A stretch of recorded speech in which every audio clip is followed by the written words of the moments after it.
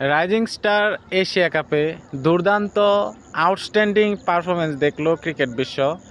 যারা ক্রিকেটের খুঁটিনাটি খবর রাখতে চান, খুঁটিনাটি খবর জানতে চান, খুঁটিনাটি খবর রাখেন, যারা ক্রিকেটকে ভালোবাসেন, তারা সব ধরনের ক্রিকেটকেই ভালোবাসেন সত্যি কথা বলতে।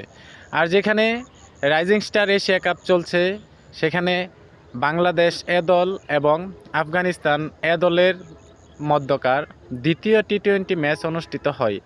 সেখানে আফগানিস্তান প্রথমে ব্যাট করতে নেমে আফগানিস্তান মাত্র ৭৮ রানে অল আউট হয়ে যায় ১৮ ওভার ২ বলে।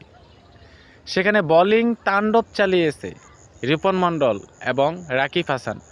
রাকিব হাসান অসাধারণ, outstanding. Rakib Hasan you are beauty. কারণ রাকিব হাসান মাত্র ৪ ওভার বল করে ৩টি উইকেট নিয়েছে মাত্র ৭ রানের বিনিময়ে। সত্যি কথা বলতে একটা সময় আফগানিস্তান এ দলের রান ছিল কিন্তু ১০ ওভারে ৩৫। সেই রান ধীরে ধীরে মাত্র ৭৮ রান করে গিয়ে ৭৮ করতে গিয়ে তাদের অল আউট হতে হয়। আর এর জবাবে ব্যাট করতে নেমে বাংলাদেশ এ দল ৮ উইকেটে বিশাল ব্যবধানে জয় ছিনিয়ে আনে আফগানিস্তানের বিপক্ষে।